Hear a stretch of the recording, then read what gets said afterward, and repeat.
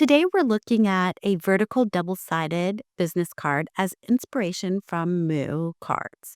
And this is called the Big Day Business Card Template, and it's for a wedding planner. And it is using a serifed font, and the background is solid colors with typography being ornate decoration. We can look more about the designer, Snow Powers, and the mock-up of the design.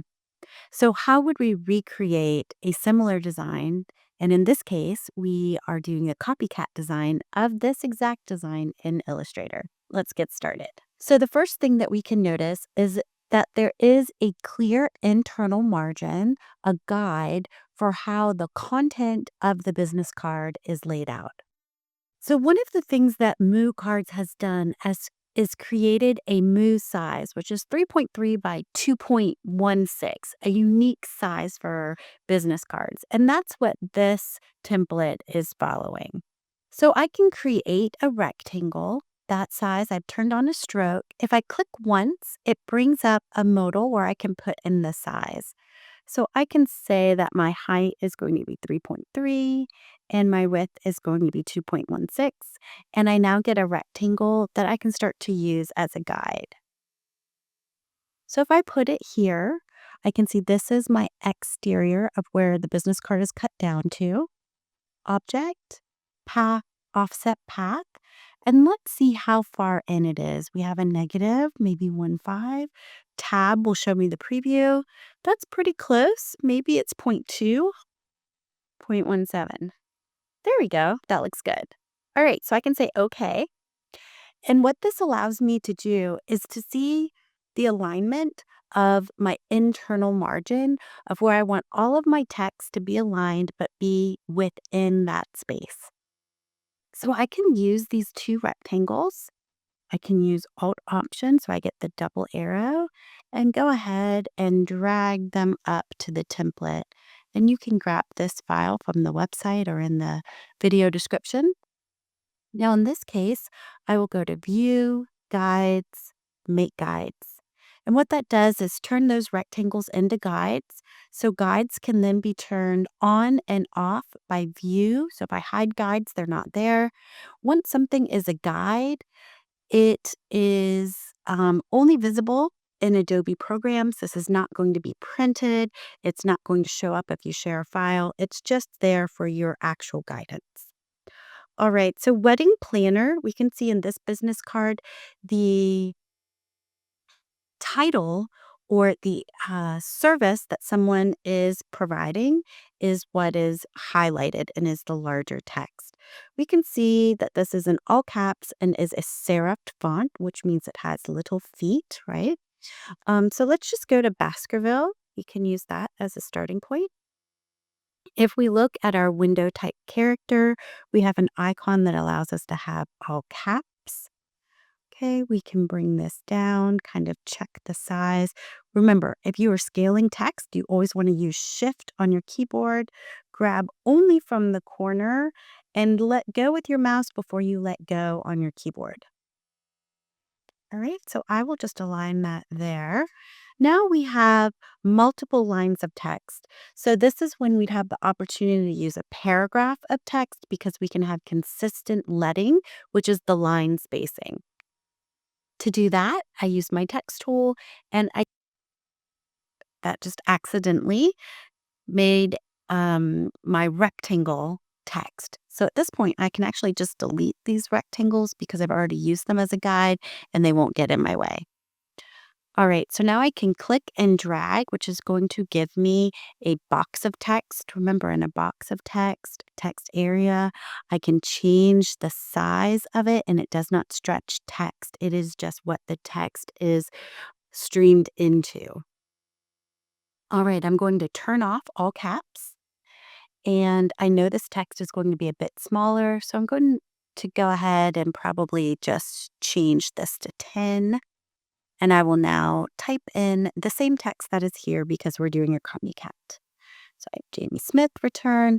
Notice here that for numbers, because there is a fax and a phone number, P, a lowercase p, is stylistically used to show phone. A lowercase f. Remember, with phone numbers, we can stylistically use spaces, dashes, area codes, periods, parentheses,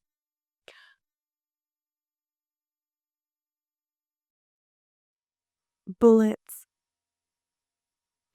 All right, so now if I look here, I can see that my leading is a bit tighter than default.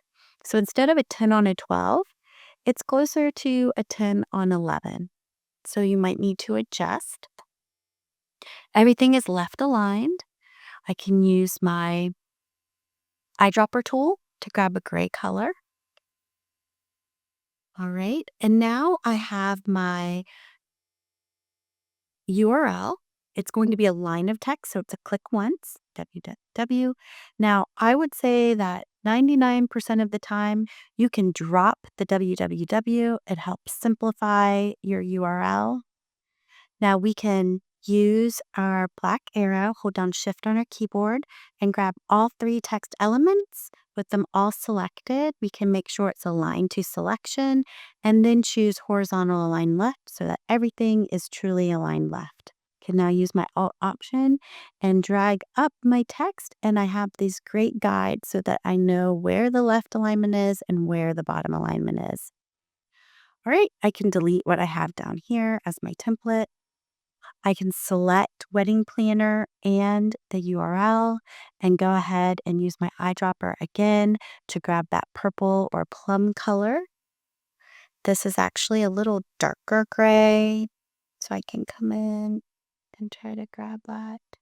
There we go. So I have my text part pretty good. Now we have this bleeding off the edge, this decorative script font that the designer talks about as referencing icing on a cake or perhaps lace or just the elegance of things that are shown in a wedding. So if we're using text, I can see this as kind of a capital E, but it's going to be swirly. I'm going to use the Bickham script. If you don't have this, you can go to Find More, search it, and download directly from iCloud. We can scale using Shift and the corner. Remember, if you turn on Window Type, this is Open Type. This will let you select your text, and then you will have alternate options shown. So I can select this type of fancy E, this type of fancy E, right? So it gives me additional options. With text or any object, you can do Object, Transform, Reflect. I can see I have a vertical. Okay. So this is giving me a bit more of the shape that I'm seeing that original design. I can rotate by going to a corner.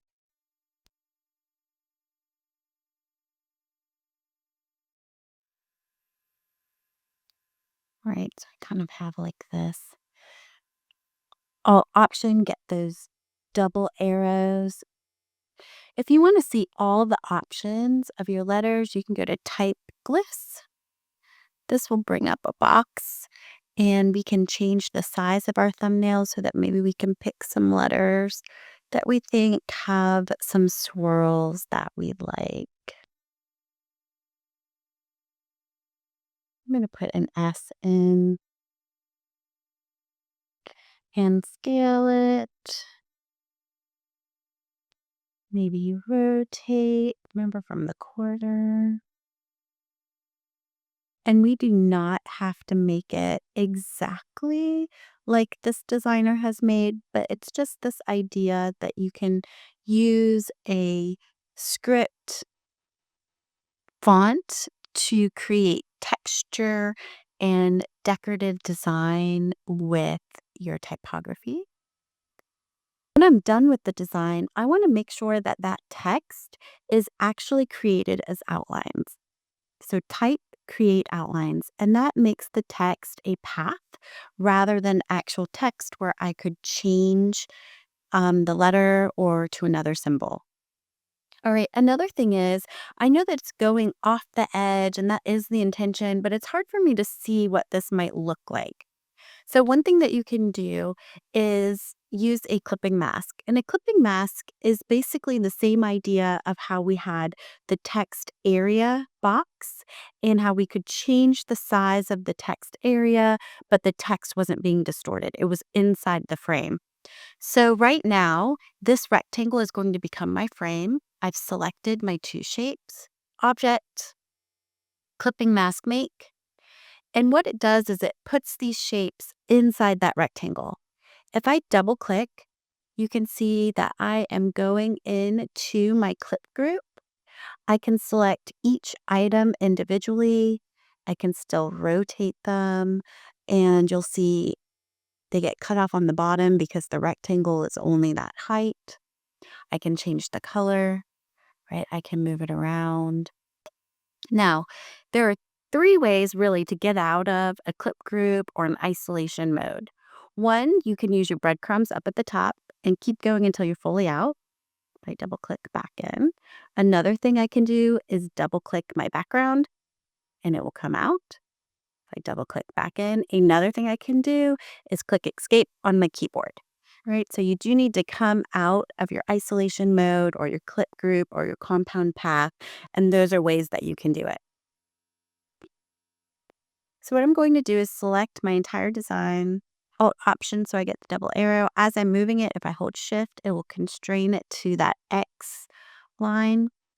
All right, so now what I'm going to do is use this left side, delete here, and I can see it's your big day. And we're going to keep that aligned in that same margin and sitting in that same kind of area. All right. Now I can draw a rectangle with the color that I want. We'll use this plum color. Remember that you can do in your layers, you expand your layer and you can see where the rectangle is and drag and drop. So I want it to be further down, but still above. There we go. Now I want to select my text. I can use my eyedropper and make it white. I can also double click into my design. I can maybe move it some so it looks different on this side and change the color.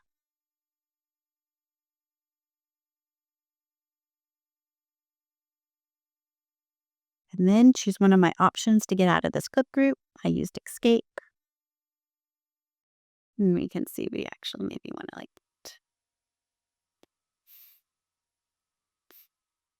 and in this case, we can see the design comes down a little bit so that the curves go all the way to the top. So I can make sure I get into my clip group and I actually have my rectangle selected. And now I'm not stretching anything. I'm just revealing more of the design, right? Because this is the frame. This rectangle is the frame. And then I can double click out. All right. So this is one of the ways that in Illustrator, you could recreate similar designs to we're seeing on the It's Your Big Day designs on Moo cards. Next, we'll look at the design of how many ways. And Millie Davies, she designs this using a grid and the word hello and using the corner with rotated text for the name in a sans-serif capitalized font, contrasting with a serif italic text rotated along the edge.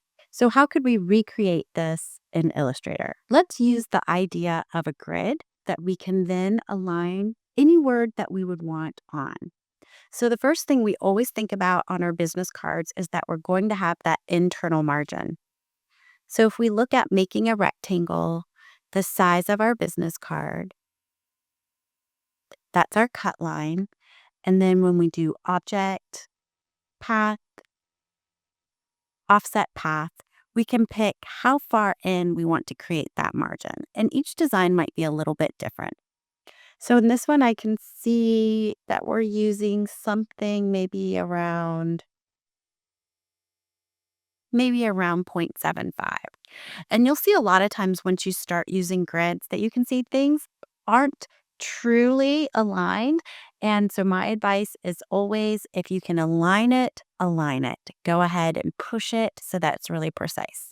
All right, so we have these two lines, and I can't see them because if I go to view outline, I can see that they're there, but I made those rectangles and they have no fill and no stroke.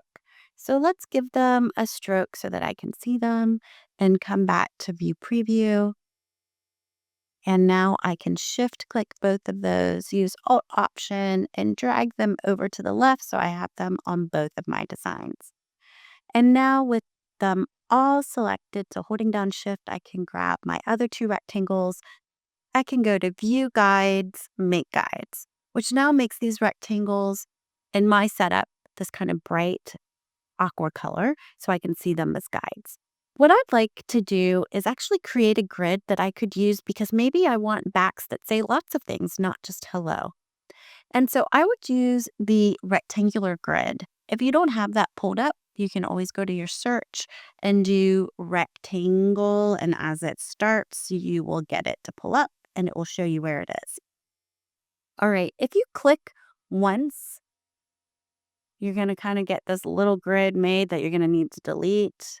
But if you take the tool and double click, you get a modal pop up where you can set things for size and also dividers, horizontal and vertical. So I'm going to try a 12 by 12 column and row grid. And then I can actually draw this grid out to the size of my business card. And I can see that these aren't quite aligned with that, but they maybe are close. I could try, what about if I align it with my inside margin? How does that feel? There's a bit more alignments that way, so I'm going to go with that. And if I come this way, it's kind of close. Let's see, and maybe here. I can keep that as just a movable grid. I can lock the layer or I can turn it into a guide. So in this case, I'm going to say view, guide, make guide. So now I just have this grid that I can use. Then I'm going to switch my text actually to a color I can see. And I know that this is a sans-serif font. So I'm just going to use a capital H. And I will use Helvetica, probably a bold shift to keep it from. Okay. Now, the exact same size, I'm going to use my grid. And I can see that my left stem is aligned with that grid there. So I will do that with my E. Alt Option, we'll bring in an L. And maybe I'm aligning. So we're just looking for places that we can align on the grid. And you can use this to your heart's content because maybe you decide you're going to align somewhere else, but we just want things to kind of be as intentional as we can. And we can see that they didn't actually use this font. It's a little bit different, but it's just the idea of how you could use a grid over an image for different words on your business cards. And you can choose that your letters will even go off the edge. Now I can select across and change all the colors to white. We're going to use this Upper Austrian picture, a silhouette of the mountains. I'm going to download. In Illustrator, we do File, Place. To insert an image, we go to Downloads. I grab that file. I can link or embed. Link means that Illustrator is just referencing where this file lives. If I do not check link, it actually embeds it into my file. I get a thumbnail. I can place it. If this is locked for constrained proportions, I can resize here. So I'm going to say 4, tab across. Going to need to go get this here. I can now shift to about the height that I want. Now I can object, drag to the bottom so I can see hello on top. Because I've made this an artboard, I can say trim view and I can see what it looks like, right? So that's a great way of being able to use a grid to organize text playfully in a business card. So looking at one more business card design, we're looking at pattern. And we will be following the Futureproof business card template on Moo cards.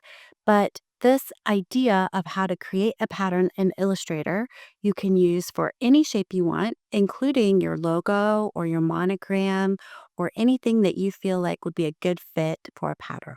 So in this design, we see that the pattern is created with a circle. So let's create a circle.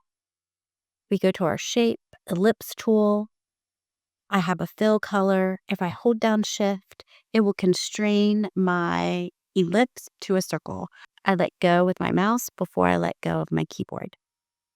All right, I have a shape. Next, we're going to Object, Pattern, Make. Now, I get this pop-up that tells me it's going to be added to my swatches panel. Okay. Now, I see what this looks like. It automatically has created a grid for me. I can name my pattern. So I could say circle design. I am able to see different sizes. I can see brick by row. I can see brick by column, hex by column, hex by row. So I encourage you to kind of experiment with this. I can decide how many copies I have in my pattern. I can click on my pattern tile tool and I can extend how much space is around my item that I'm patterning, right? So I can extend the rectangle above, below, right? These diamonds are allowing me to change where they line up, wider, closer. I can draw new rectangles, expand them, right? So play around and know that you can do this with your designs. When you're done, you can click Done up at the top, save a copy. You may also click off of this icon and now I can double click my background or X out. Now I come in and I see just a circle, so this can be confusing. But what I have done is I have now created a pattern, which is right here, my circle design. So if I draw a rectangle over my design, right now it is a solid fill. I could change it to any color in my swatches, or I could change it to my pattern. So you can see my pattern is here. Now, I noticed that this pattern is too big. I want my circles to be smaller. So what I can do is double click on my swatch of the pattern. Once I'm in my pattern, I can double click with my black arrow to the actual circle. I can hold down Alt Option and Shift. So I'm actually scaling it from that center point smaller. If I need my pattern tile tool to go ahead and bring them in closer as well, right? I can make my tile smaller. See, done. And now that adjusts this pattern. Again, if I want to come in, I can double click my circle and Shift, Alt again, done. I can see it's even smaller now. Perfect. All right. So that's the idea. And you can fill any shape that you wanted. Let's say I made a large letter, like if I made a K, I make it big. I say type, create outlines. I can also fill it with a pattern, right? So any shape can be filled with a pattern. What we could do is we draw our rectangle. We have that pattern selected. We can change opacity. So maybe the opacity is 50. Maybe it's a little bit less. Maybe it's 25. That looks just about right. I realize that there is a solid color behind, so I can use my eyedropper. We'll do this yellow color. All right, so we have yellow, and then we move this. The yellow's on top. So with my pattern, I say arrange, bring to front, and now it is on top. This is an example of how you can use pattern in your backgrounds in Illustrator to emulate any kind of pattern design you would find on Moo cards or Canva or anywhere else. Thanks for watching this copycat video. I'd love to hear from you. Drop a comment about what you liked, what I can improve, or what topics you'd like me to cover next. Or, if you'd rather, take a moment to reflect and share the simple thought. What brought you joy today? Until next time, have a great day and happy designing.